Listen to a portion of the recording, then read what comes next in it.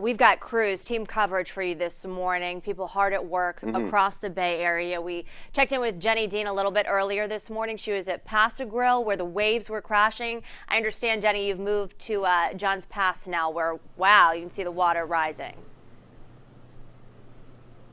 Yeah, you know, we came up Gulf Boulevard, and just to give you an idea of what it's like out here near the beaches in St. Pete and Pinellas County, parts of Gulf Boulevard are starting to flood. It is passable, but probably not for a lot longer. Bad drainage. In certain areas. As we came over Blind Pass, we got to a point where there were some officers out there kind of warning us that the water is covering the entire road. But there's really only about one lane that's passable through most of Gulf Boulevard. We got to Johns Pass here.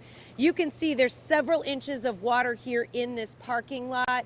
This is an area that typically does flood during storms like this, as we have high tide, of course, waiting for that storm surge, waiting for it to get even worse throughout the day. And you can kind of see, if my photojournalist Sasan can kind of show you, the water is right at level with the parking lot and just kind of starting to pour into this parking lot here at Johns Pass here at Treasure Island. And this is also a popular tourist area. This is an area that a lot of people know and love and come out here to visit.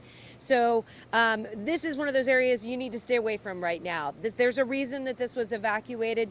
They still aren't exactly sure how bad the storm surge is going to get through here. It is going to get worse as we go throughout the night. And so water like this could start to pile up. Now, as far as conditions, it's a little breezy. I have to say, I'm kind of surprised that it's not windier and rainier.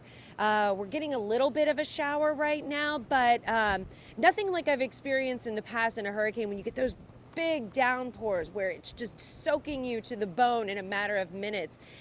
You know, this is just kind of breezy and a little bit rainy. Now, if another band comes through, that obviously can change very quickly, and that also adds on to the water that is already getting up onto the roadways and up into people's homes.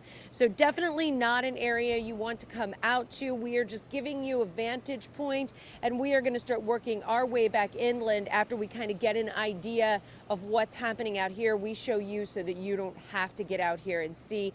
Right now it doesn't look like there's going to be, right now it doesn't look like there's a whole lot of damage to businesses or homes. It's just kind of water sitting on the roadway. Again, as the storm surge starts to come on shore, that could definitely change and more things could flood, and that is something we are going to be watching for.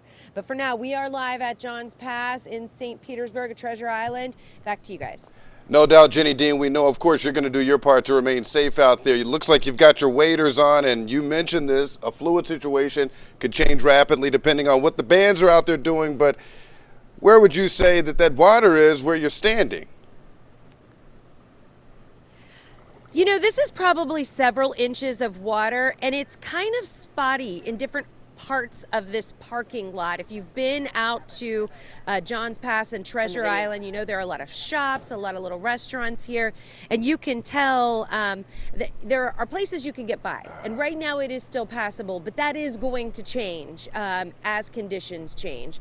But again, not suggested that you come out here. Parts of Gulf Boulevard are actually underwater, and if you don't know the depth of it, if you don't know what you're driving through, you could get yourself into some trouble. You could damage your vehicle. So definitely not a good idea, and definitely not a good idea as the water levels could possibly rise and as the storm surge could get bigger throughout the night and into the morning hours tomorrow. I will say though, guys, electricity seems to be fine. Everywhere we've driven, all of the stoplights are working.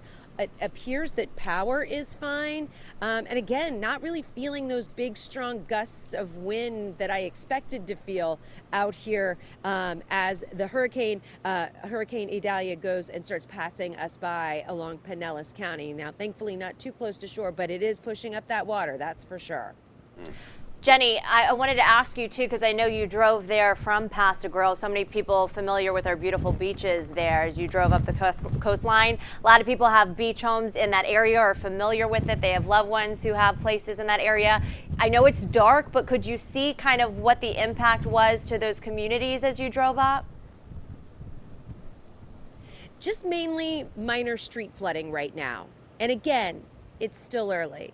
But you could see down some of the side streets that they are getting some flooding along the intercoastal, some of those areas. A lot of the beach hotels, beach condos, a lot of the stuff right along the beach, they're kind of built up a little bit higher. So while they may be impacted with their parking lots getting underwater and things like that, the hope is that the water doesn't come up so high that it starts to enter the buildings. But it is certainly a possibility, and that is the reason they do the evacuations, and that is the reason that emergency workers spend their time. We are seeing a lot of officers doing their jobs out here along Gulf Boulevard, making sure people are not out just kind of traveling around, getting into things they shouldn't be. They are patrolling like they should be. They're watching the roadways, and I'm doing a great job of that. And I will also mention, when we were down at Paso Grill, as we were getting ready to leave, there were appeared to be a couple of teenagers up walking along the seawall there with the water splashing on them. And of course, you know, as a mom, I was giving them the warning, guys, you need to probably get into higher ground. I didn't even want to stay there that long because you don't know how fast that water's going to come up. And you really don't need to put yourself in a dangerous situation. There's just no reason for it if you're just out trying to have fun. Take a look, go back inside. And they did live out there, but still, it started to make me a little nervous. So we were ready to get out of there. We know Jenny Dean is out here for you and yours, and she's going to speak up when she sees the situation out there on the streets. We know Mama you're going to Bear. get to a safer space.